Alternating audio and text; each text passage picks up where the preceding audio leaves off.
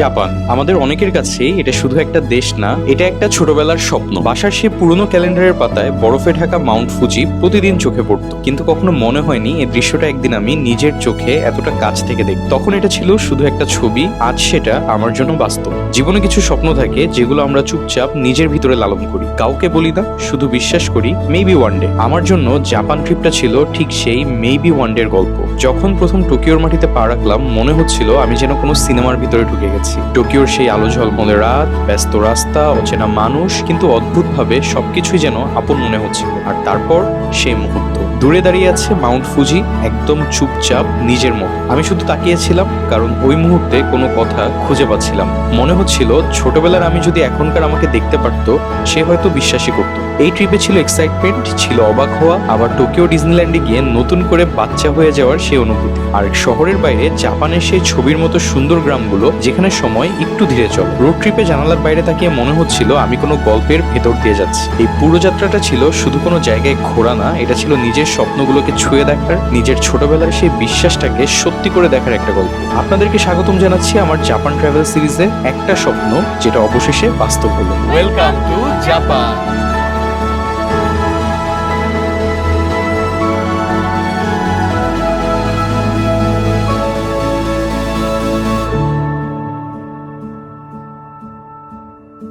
আসসালামু আলাইকুম, welcome to another blog. মাঝখানে অনেকগুলো দেশে ঘোরা হয়েছে, বাট অনেক ব্লগই বাকি আছে। বাট ইনশাল্লাহ এই জাপান সিরিজ দিয়ে কামব্যাক করব, এবং এখন থেকে আপনারা ইনশাল্লাহ রেগুলার ভিডিও পাবেন। জাপান ঘুরতে কেমন টাকা পয়সা লাগে, ভিসা পেতে কি কি ডকুমেন্টস দরকার, কিভাবে আমরা প্ল্যান করছি, সবকিছু আপনাদের সাথে শেয়ার করব। তো চলেন আগে এয়ারপোর্টে যাই, এয়ারপোর্টে যেয়ে বাকি কথাবার্তা হবে। তো এখন বাজে 10:38 আর আমরা কিন্তু চলে আসছি। ইরান আর আমেরিকার যুদ্ধের কারণে অনেক ফ্লাইটই ক্যান্সেলড মধ্যপ্রাচ্যের, যার কারণে এয়ারপোর্টের যে রাশটা থাকে ইউজুয়ালি এই টাইমে, হ্যাঁ নাই বললেই চলে। বাই দ্য ওয়ে, জাপান ট্রিপে কিন্তু শুধু আমরা দুইজন যাচ্ছি না, আমাদের সাথে মিজান ভাইরাও যাচ্ছে। ওগো, কোথায় যাবা? ইয়েস, তাবি বলছে জাপান যাবো। ভাবি আসসালামু আলাইকুম। ভাইয়া তাহলে ফাইনালি যাচ্ছি ইনশাআল্লাহ। সো এখন আমরা লাগেজ নিয়ে ভিতরে ঢুকে যাবো। চলেন। স্ক্রিনে দেখলাম আমাদের চেক ইন কাউন্টার হচ্ছে বি। তাব্বি লাগেজ দিতে দিতে টায়ার্ড। আমরা যে এয়ারলাইন্সে যাচ্ছি ক্যাথে প্যাসিফিক, এখানে হচ্ছে পার পার্সন একটা করে baggage, 23 KG right, and hand carry হচ্ছে 7 কেজি। তো আমাদের 5 জনের 5টা বুকিং লাগেজ, আর হ্যান্ড ক্যারিতে 7 কেজির বেশি অ্যালাউ করে। সো ওয়েটের ব্যাপারে সাবধান। সো এখন বাজে 11:38, আমাদের ইমিগ্রেশন ডান। আমরা এয়ারপোর্টে ঢুকছিলাম 10:40-এ, সো 1 ঘন্টা সময় লাগছে ইমিগ্রেশন পর্যন্ত আসতে। আমাদের ইমিগ্রেশন অফিসার খুবই ভালো ছিল, আমাকে জাস্ট জিজ্ঞেস করছে আপনার রিটার্ন কবে। আমি বললাম 16 তারিখ। তো এরপর আর কিছু জিজ্ঞেস করেন। জাপান ট্রাভেল করার সময় ইমিগ্রেশনে আপনার হোটেল বুকিং অবশ্যই সেটা পেইড হইতে হবে। Paid hotel booking, return air ticket, আর হচ্ছে সাথে কিন্তু এনাফ ডলার রাখবেন। ভাই আপনাকে কি জিজ্ঞেস করছে? রিটার্ন কবে, রাইট। সো আমাদেরকে তেমন কোনো কোয়েশ্চেন করে নাই, হয়তো ফ্যামিলি দেখে তেমন একটা কোয়েশ্চেন করে নাই, সিঙ্গেল গেলে অনেক কোয়েশ্চেন করে। আর আমাদের এই ফ্লাইটটা অ্যাকচুয়ালি ম্যাক্সিমাম মানুষ কিন্তু ইউএসএ অথবা জাপানেই যাচ্ছে, ট্রানজিট প্যাসেঞ্জার সহ। হংকং 2.5 ঘন্টার ট্রানজিট, বাংলাদেশ থেকে রাত 2টায় আমাদের ফ্লাইট ছাড়বে। আমরা হংকংয়ে যেয়ে পৌঁছাবো সকাল 8টায়। 10:40-এ আবার আমাদের হংকং থেকে জাপানের ফ্লাইট, এটা পৌঁছাবে হচ্ছে বিকাল 4টার দিকে। তো লং একটা জার্নি হবে। আর তাব্বি হচ্ছে খুবই খুশি, ও কিন্তু খালি নাচানাচি করতেছে। কি তাব্বি? খালি ডান্স। এমটিবির লাউঞ্জে আসতে পারছি কারণ হচ্ছে আমি এমটিবির ক্রেডিট কার্ড ইউজ করি। সো আপনারা যদি যে কোনো ব্যাংকের ক্রেডিট কার্ড ইউজ করেন, লাইক ইস্টার্ন ব্যাংকের অথবা ইউসিবির, তাদেরও লাউঞ্জ আছে, বাট আমার কাছে এমটিবির লাউঞ্জটাই ভালো লাগে, পুরো প্রাইভেট এই জায়গাটা। এখানে আছে স্টিমড রাইস, ভুনা খিচুড়ি, মুরগির মাংস, টারকা ডাল, ভেজিটেবল কারি, রেড পাস্তা, আর এটা হচ্ছে থাই স্টাইল ফিশ রেড কারি, থিঙ্ক এটা মটর ডাল, চিকেন ফ্রাই, সমোসা। সো আমরা যে ফ্লাইটে যাচ্ছি এটা কিন্তু হচ্ছে ট্রানজিট ফ্লাইট। আগে বিমান বাংলাদেশ হচ্ছে ডিরেক্ট ফ্লাইট যাইতো নারিতাতে, জাপানের নারিতাতে, বাট এখন আর বিমান বাংলাদেশের ফ্লাইট ওরা কন্টিনিউ করে নাই। সো এখন ট্রানজিট ফ্লাইট নিয়েই আপনাকে জাপানে যেতে হবে। তো আমরা যাচ্ছি হলো হংকং এর ট্রানজিট নিয়ে, সেক্ষেত্রে আমাদের বিমান ভাড়া পড়ছে পার পার্সন 75,000 টাকা। মোটামুটি 70 থেকে 80-র ভিতরে আপনারা থাই এয়ারওয়েজেও পেয়ে যাবে। সেক্ষেত্রে আপনারা কিন্তু ব্যাংকক প্লাস জাপান একসাথে প্ল্যান করতে পারেন। যাদের 2টা কান্ট্রি ঘোরার ইচ্ছা আছে তারা কিন্তু এই প্ল্যানটা মাথায় রাখতে পারেন। জাপানের ভিসাতে ভাইয়া কি কি ডকুমেন্টস লাগছে? ভাইয়া জাপানের ভিসাতে মেইনলি ওরা দেখে ট্যাক্স রিটার্নটা, লাস্ট 3 ইয়ার্স এর ট্যাক্স রিটার্ন লাগবে। তারপর normally bank statement, bank solvency, ওনার প্রফেশনাল যে ডকুমেন্টস গুলো লাগে, মানে অ্যাজ ইউজুয়াল থাইল্যান্ডের যে ডকুমেন্টস গুলো লাগে এগুলাই জাস্ট। সাথে হচ্ছে ওই 3 ইয়ার্স এর যে ট্যাক্স এবং অ্যাকনোলেজমেন্ট স্লিপ সহ। অনেকে ফেক ডকুমেন্টস দিয়ে দেয়, বাট অ্যাকনোলেজমেন্ট স্লিপ কিন্তু লাগবে। আচ্ছা, আরেকটা জিনিস ভাই, অনেকে জিজ্ঞেস করে যে ব্যাংকে কত টাকা রাখা লাগবে, তো এটা এটার আসলে সঠিক উত্তরটা কি? আসলে এটা ডিপেন্ড করে এম্বাসির ওদের উপরেই। দেখা যাচ্ছে যে 10 লাখ রাখলেও হয়ে যায়, আবার 50 লাখ রাখলেও হচ্ছে না। এটা ট্রানজেকশনটা জেনুইন দেখাতে হবে, যে আমি জেনুইন ভাবে ট্রানজেকশন করেছি, আমি ভিসার জন্য যে টাকাটা রাখছি এইভাবে না আর কি। মানে আপনি যদি এরকম করেন যে লেটস সে আপনার ভিসা দরকার, আপনি 10 লাখ টাকা ব্যাংকে রাখলেন এবং পরের দিনে যে ভিসার জন্য জমা দিলেন, এটা কিন্তু ওরা রং হিসেবে ধরে এবং তখন কিন্তু ভিসা না হওয়ার পসিবিলিটি বেশি। সো যেটা করতে হবে যে 6 মাসের একটা গুছানো ব্যাংক স্টেটমেন্ট। লেটস সে আপনার যদি স্যালারি অ্যাকাউন্ট থাকে তাহলে তো প্রত্যেক মাসে একটা স্যালারি ঢুকে, আর যদি বিজনেস করেন প্রত্যেক মাসে প্রফিটের একটা অংশ তো আপনার পার্সোনাল অ্যাকাউন্টে আপনি নিচ্ছেন। এই জিনিসগুলো হচ্ছে ওরা ফলো করে। আর অ্যাজ এ কন্টেন্ট ক্রিয়েটর আমাদের যে ফেসবুক, ইউটিউব, বিভিন্ন ব্র্যান্ডের থেকে টাকা পয়সা ঢুকতেছে, এই জিনিসগুলো কিন্তু ওরা ফলো আপ করে। তো ভিসা পাওয়ার মেইন জিনিসটাই হচ্ছে ব্যাংক ট্রানজাকশনটা ঠিক রাখা এবং অবশ্যই নিয়তটা ঠিক রাখা। মানে বাংলাদেশিদের ভিসা দিতে চায় না কারণ অনেকে ট্যুরিস্ট ভিসায় যে আর আসতে চায় না, which is not right. So আমরা ভিসাটা অবশ্যই মিস ইউজ করবো না। আর জাপানে ভাই আমাদের অ্যাকচুয়ালি ট্যুর প্ল্যানটা কি? জাপান আমাদের ট্যুর প্ল্যান হচ্ছে গিয়ে প্রথম দিন যেহেতু আমরা রাতে হোটেলে থাকলাম, তারপরের দিন হচ্ছে মাউন্ট ফুজি ইনশাল্লাহ, তারপরের দিন হচ্ছে গিয়ে আমরা ডিজনিল্যান্ডে যাচ্ছি। ডিজনিল্যান্ড এন্ড কামাকুরা নামে একটা জায়গা আছে, বলছিলাম যে ওই জায়গাটা আমরা যাবো ইনশাল্লাহ। তো অনেকগুলো প্ল্যান আছে এবং নর্মালি মানুষজন আসলে জাপান ঘুরতে গেলে যে ভুলগুলো করে, আমরা এগুলো নিয়ে অনেক রিসার্চ করছি, অনেক প্ল্যান করছি এবং স্পেশালি মিজান ভাই এমআর ট্যুর এন্ড ট্রাভেলস থেকে যে ট্যুর প্ল্যানটা আমাদেরকে সাজাই দিছে, এটা আমার কাছে খুব পছন্দ হয়েছে। সো আপনারা ফুল ভিডিওটা দেখবেন, ফুল সিরিজ দেখবেন, সবগুলো এপিসোড দেখলে আপনারা একদম ক্লিয়ার হয়ে যাবেন যে আসলে আমাদের জাপান ট্যুরটা ইনশাল্লাহ যদি সবকিছু ঠিকঠাক থাকে, ওয়েদার ঠিকঠাক থাকে, খুবই অসাধারণ কিছু ভিউ আমরা পাবো। এখন আমরা চলেন প্লেনে উঠি এবং আমাদের প্লেনের সার্ভিস কেমন সবকিছু আপনাদেরকে দেখাই। Let's go.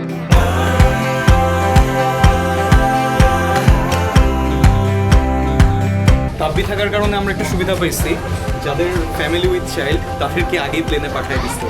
যাক তাব্বি, তোমার জন্য আমরা একটা সুবিধা পেয়েছি, thank you. I must say মানে প্লেনটা অনেক সুন্দর, স্পেশালি বিজনেস ক্লাস। সো এটা হচ্ছে এয়ারবাস A330 অ্যান্ড বিজনেস ক্লাসগুলো কিন্তু আসলেই জোস। সো আমাদের হচ্ছে ইকোনমি ক্লাসে টিকিট, পিছনে চলে যেতে হবে আমাদেরকে।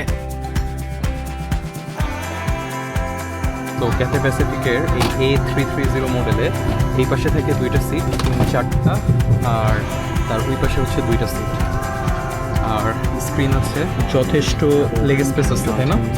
কেমন সুপার, সিটগুলো ভালো।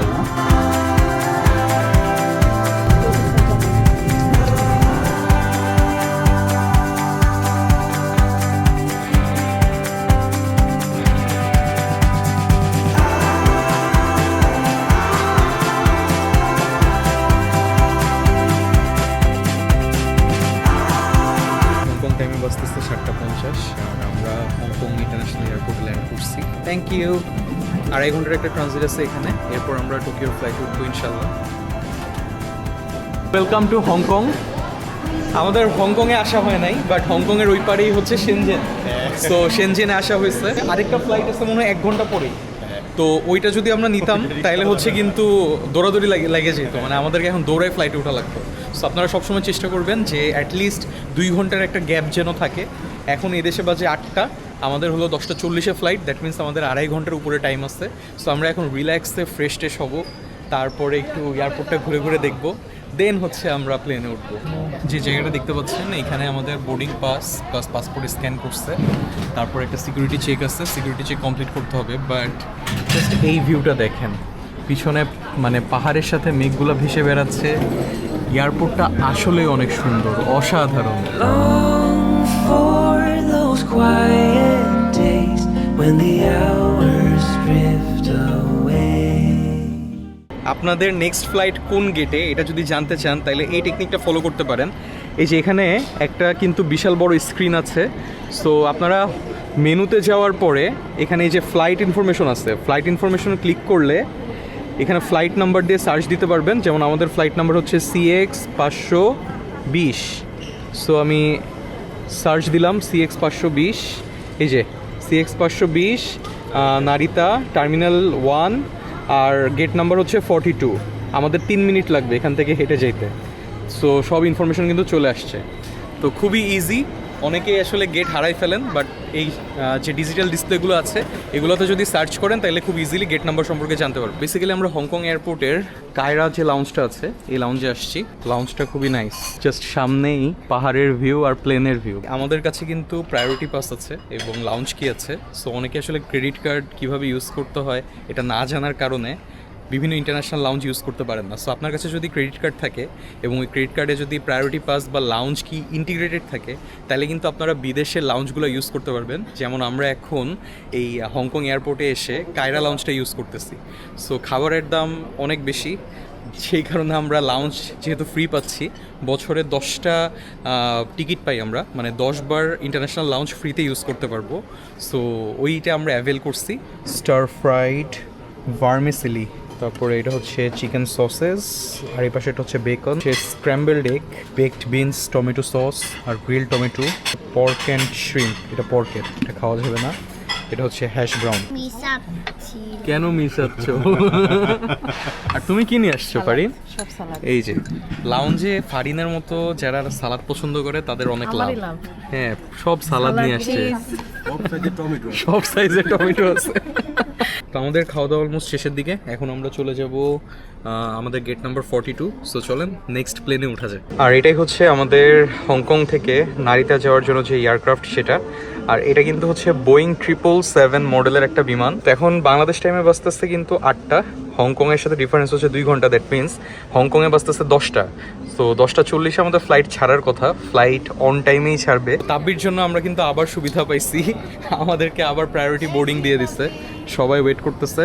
তাব্বি, থ্যাংক ইউ। তাব্বি অনেক খুশি, সেই নাচানাচি করতেছে তাব্বি।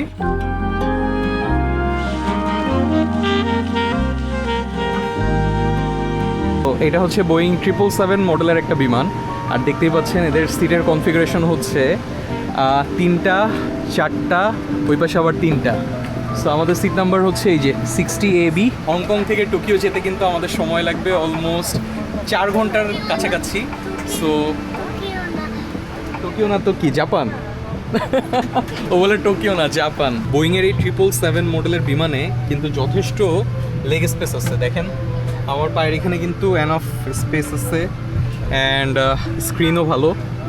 সো ভালো একটা জার্নি হবে। ফারিন, আর ইউ এক্সাইটেড জাপানের জন্য? পাখার উপরে? ও একদম, তোমার এখান থেকে পাখা দেখা যাচ্ছে, মানে তুমি ভালো ভিউ পাবা। তাই হ্যাঁ। আল্লাহ করে মাউন্ট ফুজি দেখতে পারি। আর আমরা অনেক ইনস্টাগ্রাম রিলে দেখছি যে যখন আপনারা টোকিওতে যাবেন, যদি হাতের বাম সাইডে বসেন তাইলে অনেক সময় ভাগ্য ভালো থাকলে মাউন্ট ফুজি দেখা যায়। সো যার কারণে কিন্তু আমরা আগে থেকে অনলাইন চেক ইন করছি এবং ফিঙ্গার্স ক্রসড, ইনশাআল্লাহ আমরা যদি মাউন্ট ফুজি দেখতে পারি তাহলে ভালোই হবে। দেখা যাক আল্লাহ আমাদের ভাগ্যে রাখছে কিনা।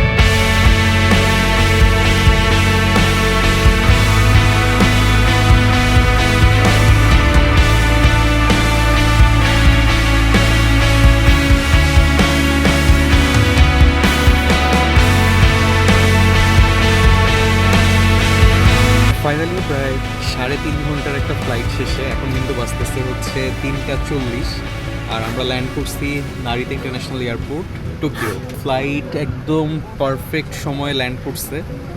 এখন আমরা প্লেন থেকে নামবো, তারপরে ব্যাগেজ কালেক্ট করব, ইমিগ্রেশন কমপ্লিট করব, অনেক কিছু আছে, সিম কেনা, তারপরে হচ্ছে কারেন্সি এক্সচেঞ্জ, সকল ইনফরমেশন আপনাদের সাথে শেয়ার করব। চলেন আগে প্লেন থেকে নামি। ক্যাথে প্যাসিফিকের সাথে ফ্লাইটের এক্সপিরিয়েন্স খুবই ভালো ছিল, হংকং জাপান রুটেও। Thank you, thank you. Okay, টোকিওতে পা রাখলাম। স্বপ্নের একটা দেশ, অনেক দিনের ইচ্ছা ছিল টোকিওতে আসার। তুমি ঠেলে ঠেলে নিয়ে যাচ্ছ? বাট ওয়েদার বেশ গ্লুমি। আজকে টোকিওতে ভালোই বৃষ্টি হয়েছে। টোকিওর টেম্পারেচার হচ্ছে কারেন্টলি 18-19 ডিগ্রি সেলসিয়াসের মতো। নাইস। নারিতা এয়ারপোর্টটা খুবই সুন্দর। Arrivals 160 metre. আর এখানে কিন্তু খুব সুন্দর একটা বোর্ড দেওয়া আছে, ওয়েলকাম টু জাপান।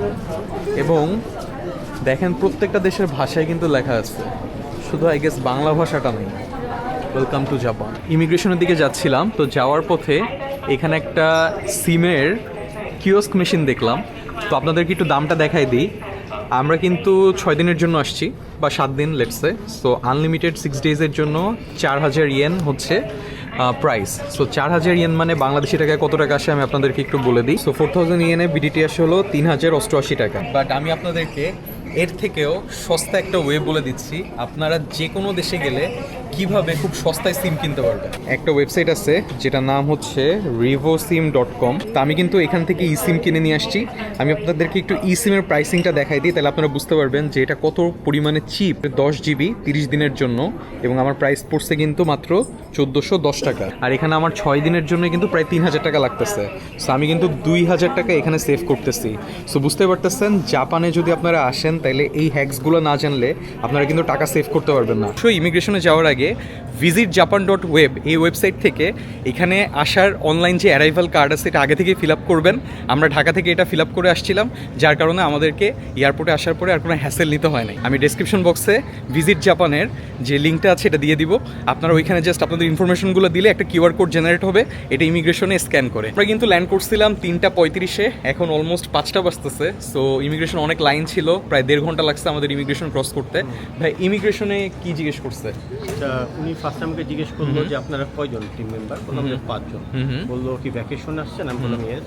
বললো কয়দিন থাকবেন, আচ্ছা বললাম যে 6 দিন থাকবো, 16 তারিখে রিটার্ন। আচ্ছা, তো উনি বললো কোনো হোটেল কি বুকিং করা আছে আপনার? আমি বললাম হ্যাঁ হোটেল বুকিং করা আছে। বললো আপনার ট্যুর প্ল্যানটা কি, কয়দিন যে থাকবেন? তো আমি ট্যুর প্ল্যানটা ওনাকে বললাম স্টেপ বাই স্টেপ। উনি খুব আচ্ছা বললো যে আপনার ডিজনিল্যান্ডের টিকিটটা আমাকে দেখান।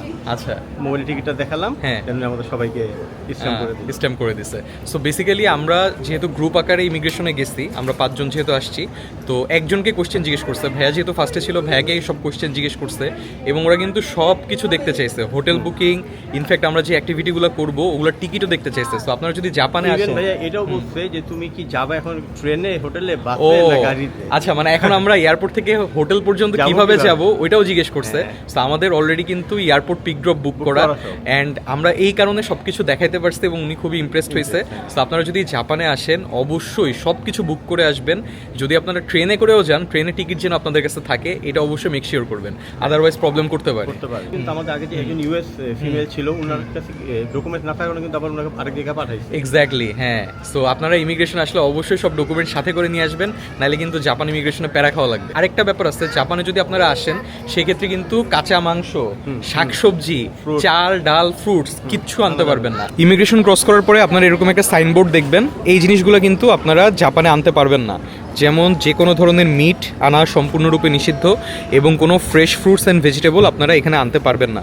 সো এগুলো যদি আইনে থাকেন এখানে ডিসপোজ করতে হবে, নাইলে কিন্তু আপনাকে জরিমানা দিতে হবে। কারেন্সি এক্সচেঞ্জে আপনারা $1 155 ইয়ান পাচ্ছেন। ইমিগ্রেশন কমপ্লিট করে ব্যাগেজ নেওয়ার পর যখন কাস্টমসে যাবেন, ওই যেটা বলছে অ্যারাইভাল কার্ড অনলাইনে ফিল আপ করতে হবে, ওই অ্যারাইভাল কার্ডের যে কিউআর এটা কিন্তু কাস্টমসেও শো করতে হয়। কিউআর কোডটা জেনারেট করে রাখবেন, নাইলে আপনাদেরকে হিউজ একটা লাইনে দাঁড়াইতে হবে।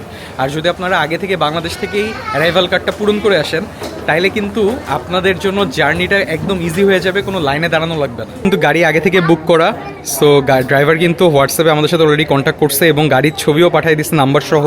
পাশাপাশি আমাদেরকে কোথায় দাঁড়াইতে হবে ও কিন্তু ওইটার একটা ছবিও দিয়ে দিচ্ছে। আমরা বের হয়ে গেলাম নারিতা থেকে। তাব্বি ঠান্ডা বাইরে? না তেমন একটা ঠান্ডা নাই। হ্যাঁ ভাইয়া, ওই যে গাড়ি, কালো গাড়ি। চলো আমার হাত ধরো। তাব্বি এখন তুমি কোথায় যাবা? হোটেল। বৃষ্টি পড়তেছে, বৃষ্টি বৃষ্টি। এই মামা হ্যালো। এই যে আমাদের জন্য ওয়েট করতেছিল ড্রাইভার। জাপানে কি আবার বৃষ্টি হয় না? হ্যাঁ জাপানে তো বৃষ্টি হয়, কেন তুমি জানো না? বাংলাদেশেও তো বাংলাদেশেও বৃষ্টি হয়, জাপানেও বৃষ্টি হয়।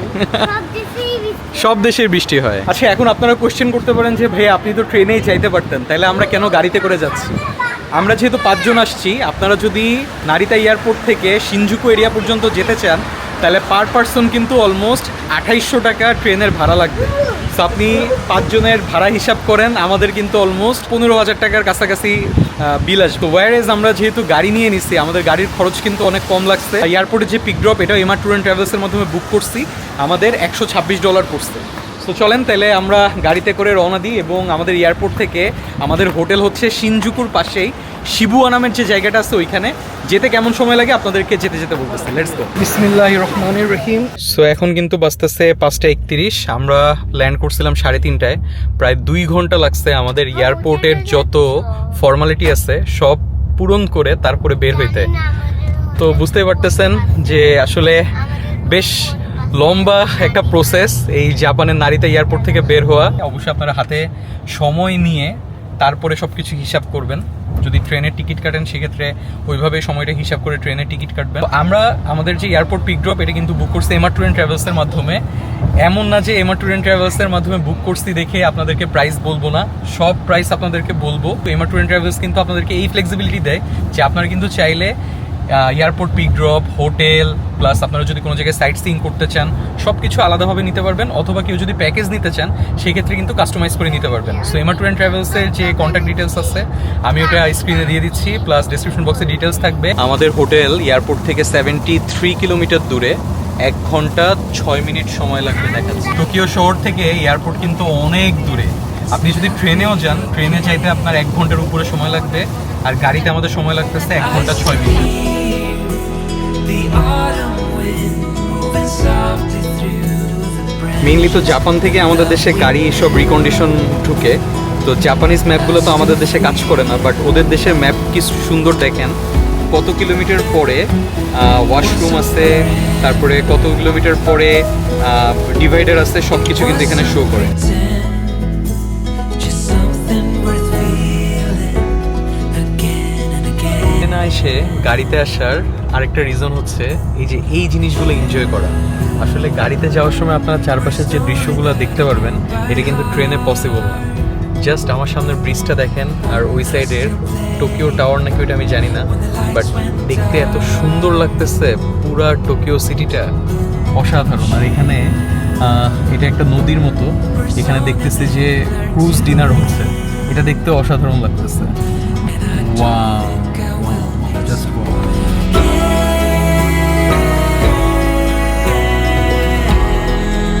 ফাইনালি এখন কিন্তু বাজতেছে 7:07 আর আমরা জাস্ট আমাদের অ্যাপার্টমেন্টে চলে আসছি।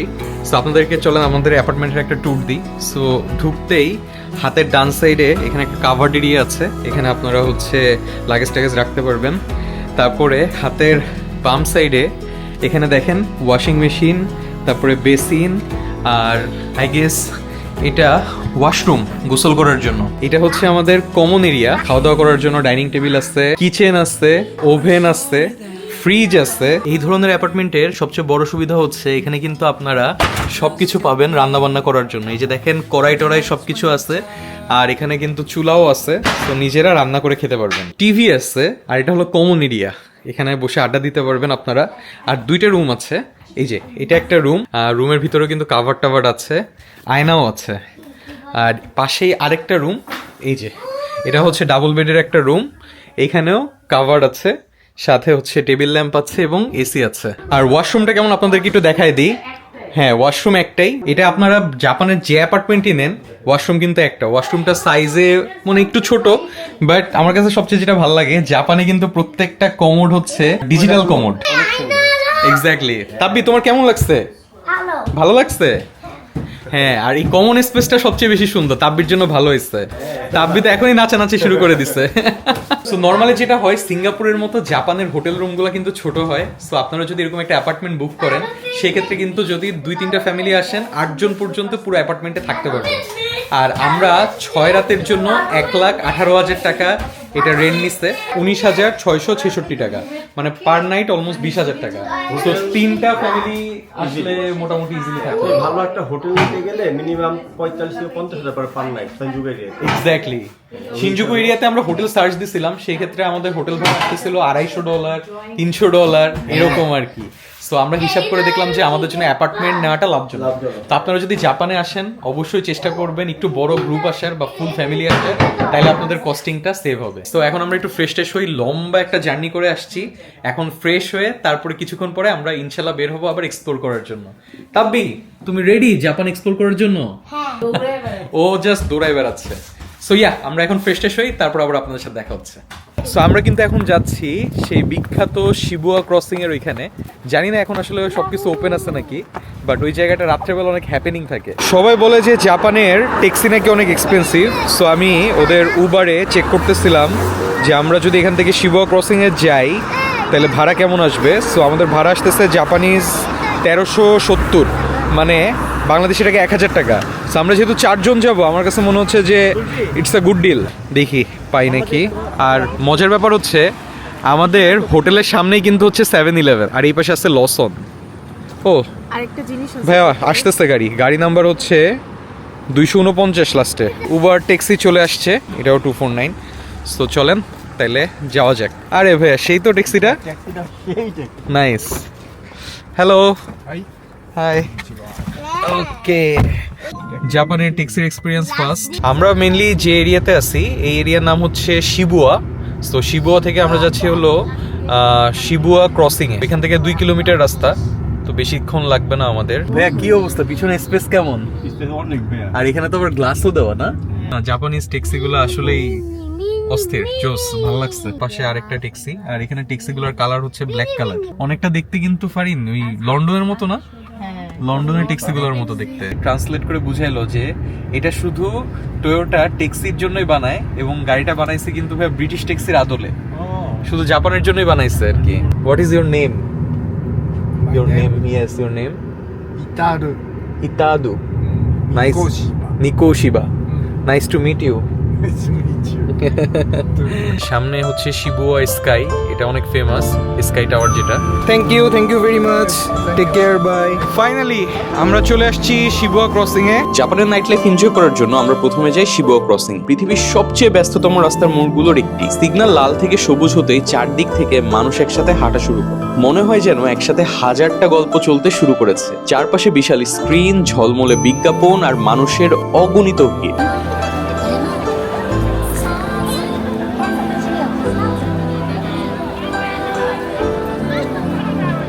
ভাইয়া এটা অনেকটা ওয়াকিং স্ট্রিটের মতো না?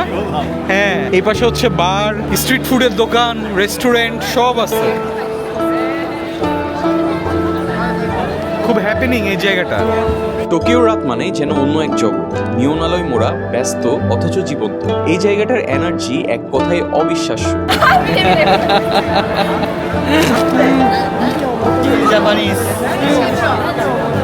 হাঁটতে হাঁটতে আমরা একটা হালাল শপ পাইছি। এখানে দেখলাম যে একটা মজার জিনিস বিক্রি করতেছে, যেটা হচ্ছে কাবাব স্যান্ড। এটা হচ্ছে সেই কাবাব স্যান্ড, আর এটা হচ্ছে কাবাব র্যাপ। এটার দাম 900 টাকা আর এটার দাম 700 টাকা। It's like pocket sandwich type.